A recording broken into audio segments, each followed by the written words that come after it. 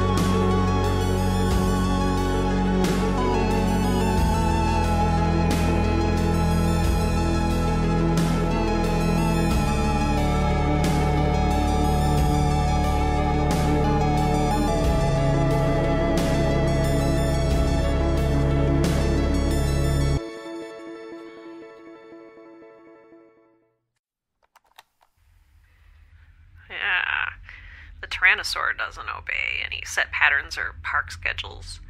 The essence of chaos. I'm still not clear on chaos. Oh, it simply deals with unpredictability and complex systems. The shorthand is the butterfly effect. Math is super romantic.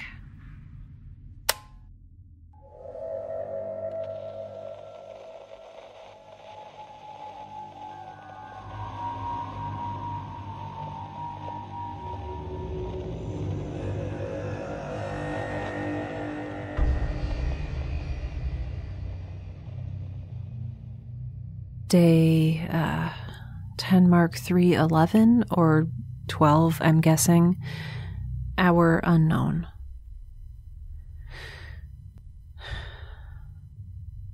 There's something wrong with Rhea. I haven't seen it for myself or even been permitted to leave the Enforcer One's infirmary, but I can feel it. And before you dismiss that outright as unsubstantiated mumbo-jumbo, or worse, some kind of psychological projection, Rhea's condition has been substantiated by no less than Captain Miles Chen himself in a series of increasingly frequent updates. At first, it didn't sound too concerning, just a slight increase in solar flare activity, electromagnetic radiation emissions just a little higher than normal. But then, Rhea began to dim, visibly, significantly. The solar flares became more erratic. Radiation levels left the zone of acceptable stability. Then, again, according to Captain Miles Chen, in light of the lack of Rhea's light, the plants in the Kavatica's glasshouse pod began to wilt. And the onboard Atmo, which is hooked up to the hydroponic system in the glasshouse, stopped cycling entirely. And 2 of the birds in the aviary have died. And Daisy, I think I've mentioned her before, but she's the dairy goat. Daisy is sick. Apparently her symptoms are similar to, if milder than mine, lethargy, loss of appetite, mild seizures, and headaches. I don't know how you can tell if a goat has a headache, but I guess that's just one more reason I'm not a doctor. These people, their block-headed meddling is causing irreparable damage. I don't know why they can't see it, or why, if they can, they don't seem to care.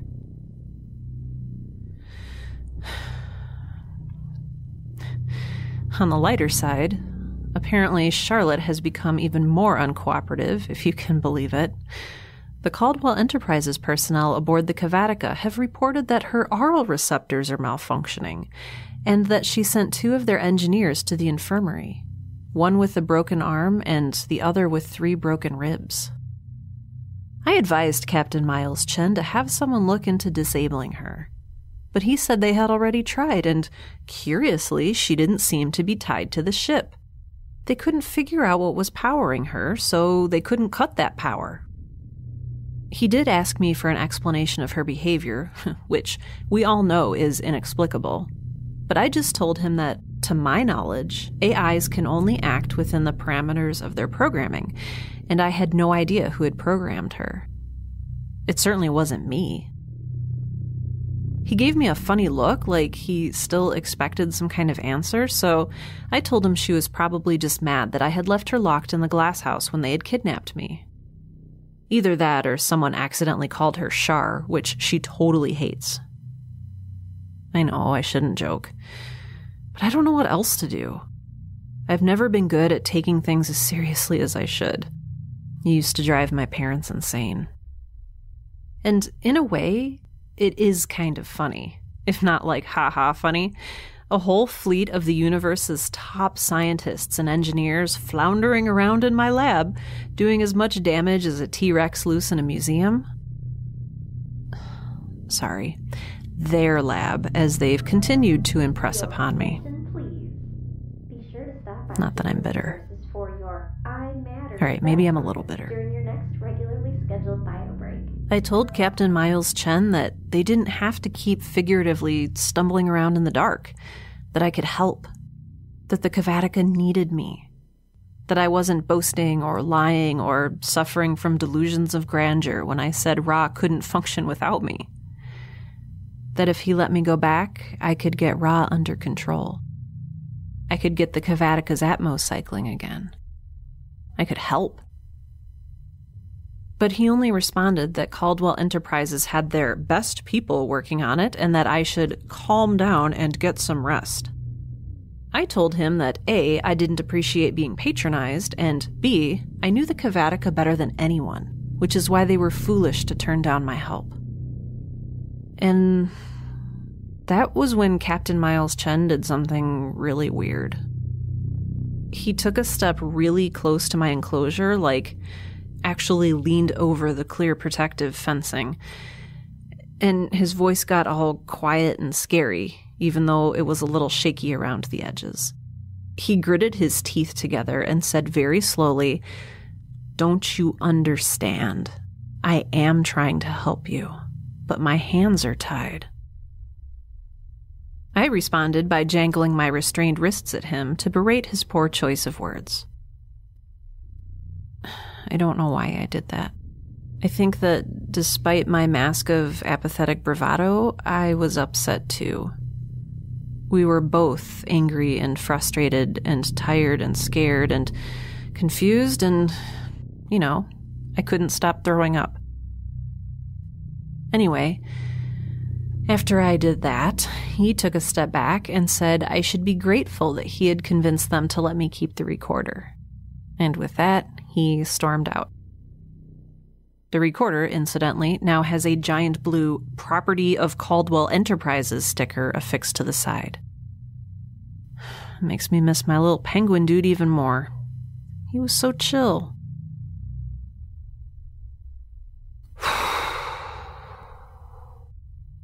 I don't know. Is this what the rest of my life is going to be? Strapped to an upright gurney with my arms crossed over my chest, puking up fake food pellets, reciting poetry and passages from Jurassic Park to keep myself sane? The morning shadows wear away, but these grow longer all the day. But oh, love's day is short if love decay. Love is a growing or full constant light, and his first minute after noon is night. Oh yeah, still got it. I'll let you guess whether that's from a poem or Jurassic Park. Speaking of which, the velociraptors and the T-Rex got out eventually. No man-made system works perfectly forever. No prison can hold me forever. Tropical storms arise. Power goes out. And who knows what can change in the darkness. Hold on. Someone's coming. If it's Captain Miles Chen, I'm thinking about apologizing and telling him I understand he was just following orders.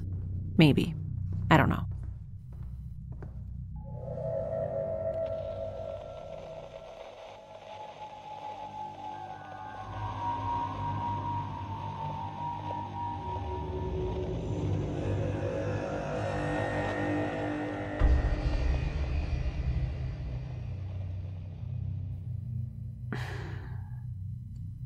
I just woke up, but I don't remember falling asleep. All I remember is Dr. Keane coming in and adjusting my IVs. They must have drugged me. I mean, more than they're already drugging me. Hey, maybe they've administered some sort of miracle cure. Though, if they did, I would probably feel better, not worse. And Dr. Keane wouldn't have looked so apologetic.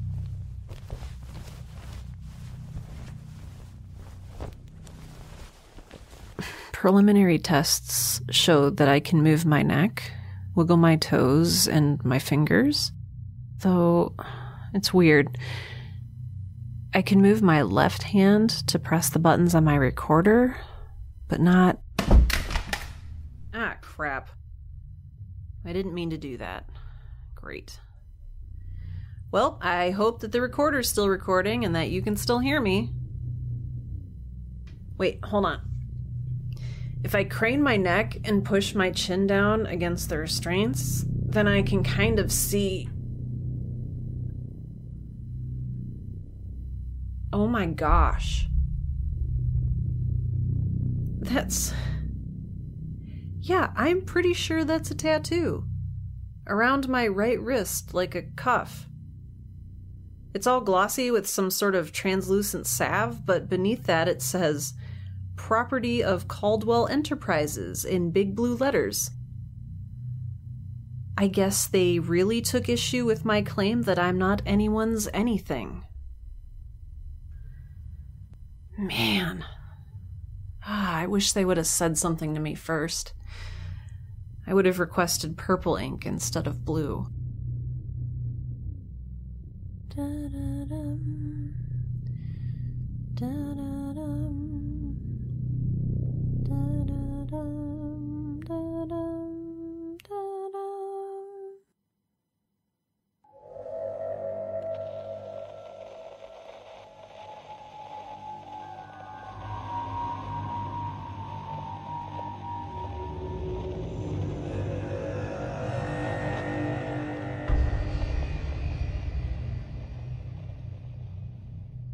Okay, you've got me here. I feel like crap. What do you want to know? Testing. 1, 2. Chen here. I told X I would hold on to her recorder while she was being questioned. One of the Kavatica's 2 escape pods has been jettisoned. Please explain. I already told you I don't know anything about that. I thought they were both still there. And I could have sworn Charlotte told me that both pods were still intact when she was prepping the ship for the arrival of your fleet.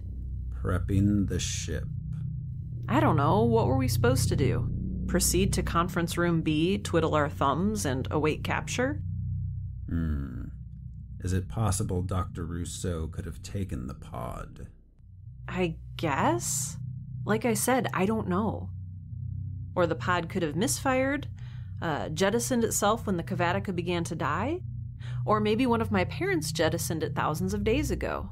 Or maybe some kind of mysterious sentient galactic entity took it for a joyride. I mean, we live in a frickin' majestic age of space travel. Anything is possible.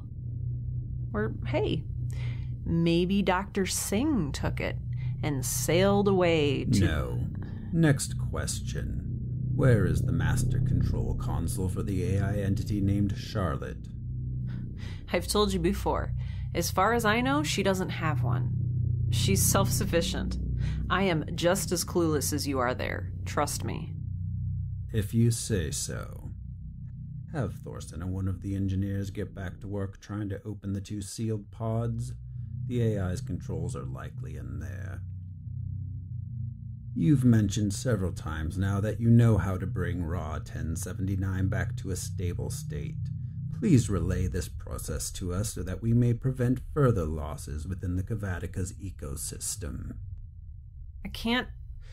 I've told you like 1,000,000 times. It's more than just... In part, it's biometrics, which you should know, but in part, I just need to be there. He's dimming because I'm not there. There's no process anyone can follow. Let me get this straight. Are you insinuating that a red dwarf star is capable of somehow recognizing another entity? You really don't know anything about the Raw initiative, do you? Add a psychiatric screening to the tests. Permission to speak freely, sir. Denied. Despite increasingly aggressive medical treatment, your health continues to steadily degenerate. What is your end game exactly? What, you think I'm purposefully making myself sick? I can be petty sometimes, but I'm not that petty. Excuse me, counselor. I have a theory. I believe my patient's body has adapted to the unique radiation given off by Raw 1079. This far removed from its source, she is going into withdrawal. Think of it as reverse radiation poisoning. While I can't speak to the necessity of my patient's role and work aboard the Kavatica, I can say that she needs to be there for her own physical well-being. Oh my gosh, thank you. This dude is a moron. We'll take that under advisement, Dr. Keane. Chen? Sir. Please prep your team to... Yes? Oh, that is unfortunate. I've just received word that the goat in experimental cell A23 has expired. Wait, you took Daisy off of the Kavatica?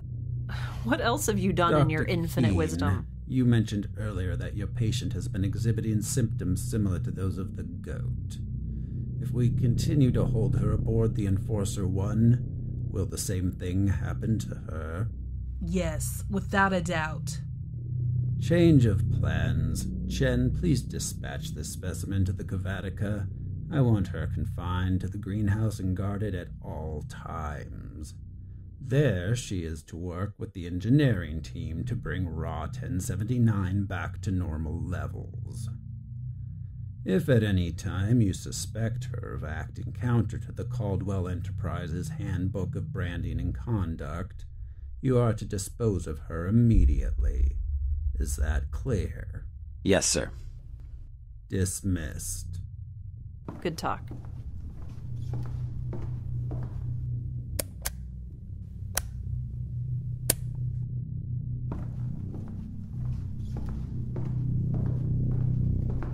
Now, on to other matters. We have received disturbing intel. Is that guy in charge of everything? No, but he thinks he is. Here's your recorder back. Thank you. Day 10 mark something. I think I'm going home. So, that guy told you that you couldn't talk, but there was nothing keeping you from talking. Why didn't you just talk anyway? Or at least tell him he's a boring person who asks bad questions. Yeah, that's called career suicide. I need this job. What did he do to make you believe that he's more important than you? He's higher up on the ladder. What ladder? The ladder. The chain of command. Oh. Like a food chain? So, like, you're the rabbit and he's the wolf? He can decide your fate? Kind of, yeah. But biologically, you're both wolves. It's more like... I don't know. No, I get it. He's the alpha. Pack structure. Keeps decision-making streamlined and centralized. Protects the weak. He's getting soft, though. Comfortable. You could probably challenge him soon. Excuse me? I don't know. How did he originally seize control? Did he best you in combat or something? I find that hard to believe. No. I don't know. He's been with Caldwell a long time. Longevity doesn't mean he's fit to lead people, though. Or that he has the right to tell you whether you can talk. I don't understand. He's not smart or strong. Hey, I'm smart. You're strong. Why don't we challenge him and rule in his stead? You're not still recording, are you? I am certainly not thinking about supplanting anyone. That would be treason. Culture of fear and assumption. Unspoken and unseen power structure. Interesting. Hey, Captain Miles Chen? You can just call me Chen. Oh. Chen? Yeah? Can you pull over? I need to throw up.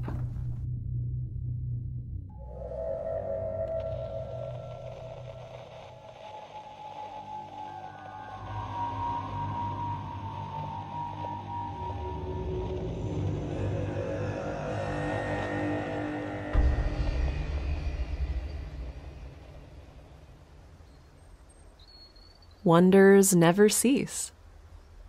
Can you hear that? I'm back on the Kavatica. I'm confined to the glass house, but that's fine with me. I'm just happy I'm not strapped to that miserable gurney anymore. And I moved all of my stuff here anyway when I was preparing for the fleet's arrival, so I've got everything I need right here. Speaking of the fleet, the 16 fighters have docked aboard the Ares, so the whole invading fleet vibe feels a lot less threatening now. It's just the Enforcer 1, the Ares, and 3 satellites out there now. Just. I know they can still... What did that one bureaucratic guy say? Dispose of me at any moment? But at least the threat is less apparent. And seeing is believing, right? Or, whatever. I don't know.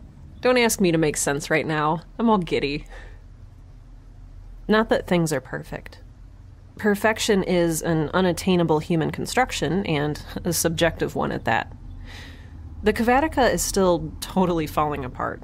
My new tattoo is all scabby and itchy. And I'm under the constant supervision of Officers Chance and Kai, both of whom had visited my cell aboard the Enforcer 1, if you'll recall. Chance is the one who had offered to drug and torture me, and Kai is the one who perpetually wears the vacuum suit and doesn't have any breathing tubes. Also, I'm starting to wonder whether it's a vacuum suit or simply Kai's body.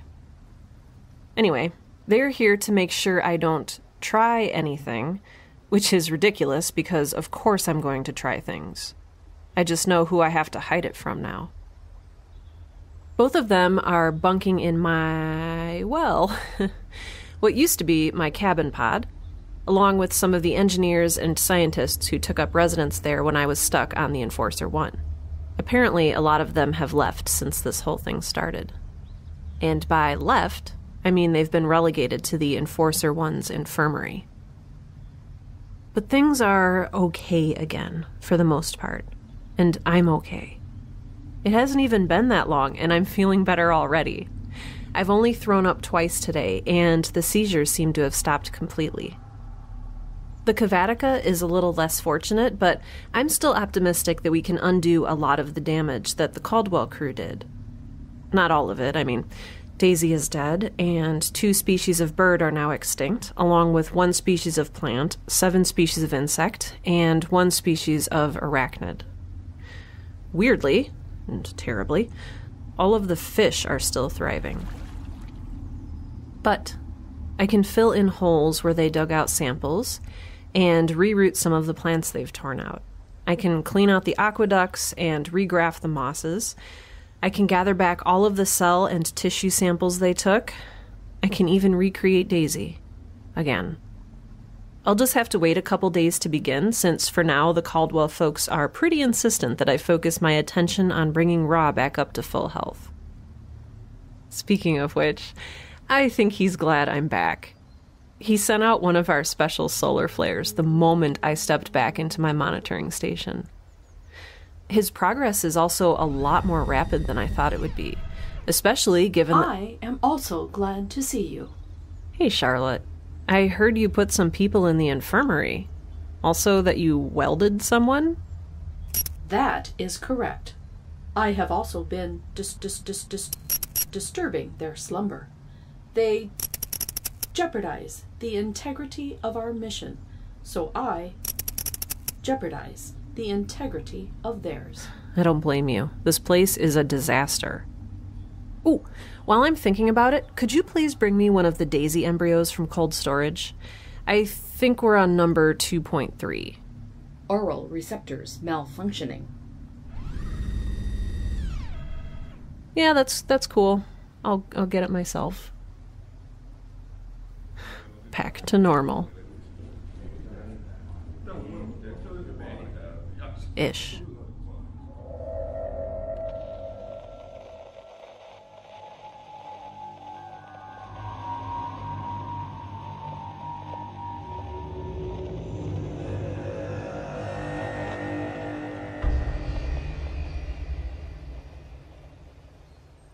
Day 10 Mark 317, hour 1736.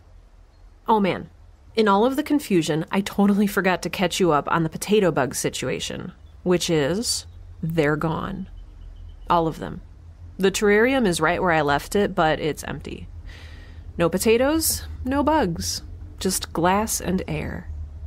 I tried asking a couple of the Caldwell scientists about them, but none of them remembered releasing, exterminating, or otherwise messing with the previously undiscovered insect species. So that's fun. And by fun, I mean that I might murder someone. Attempt to murder any Caldwell Enterprises personnel will result in immediate subdual. No. That was a joke. I'm not Could you please stop pointing that gun at me? No murdering. No. No murdering. Thank you. Aren't you supposed to be fixing the sun or something?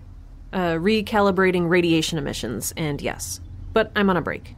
I just can't believe you've got all this crazy tech in here and you're making cheese.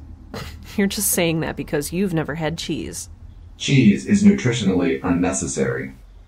Heresy. You will be whistling a different tune after lunch tomorrow. Though, Kai, can you even eat food if you're, A what? Never mind. I think that was rude of me. I'm sorry. Just ignore like 90% of the things I say. I don't understand how that is possible.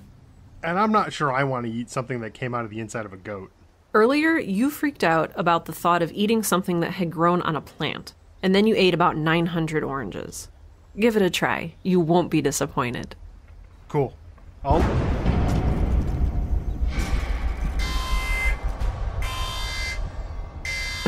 What now?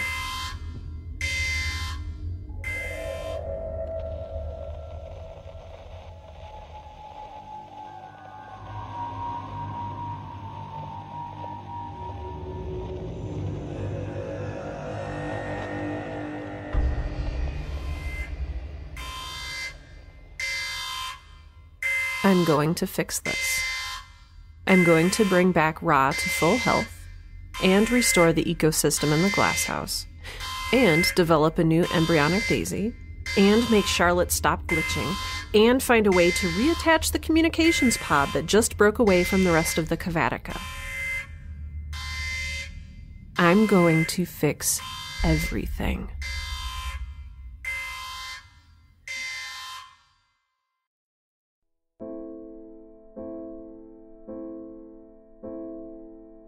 Support for the Girl in Space podcast is made possible by listeners like you. You can help keep the show going, get sweet merch, and access bonus episodes for as little as $2 a month when you become a patron on Patreon. Visit patreon.com/girlinspace, all one word, to check out exclusive rewards for patrons and make your pledge. That's Patreon, patreon.com/girlinspace. For credits and a full transcription of this and other episodes of Girl in Space, please visit girlinspacepodcast.com. If you're interested in creative writing, be sure to check out my other show, Right Now. That's right, like WRITE, because puns. Otherwise, thank you so much for listening to the Girl in Space podcast. It means so much.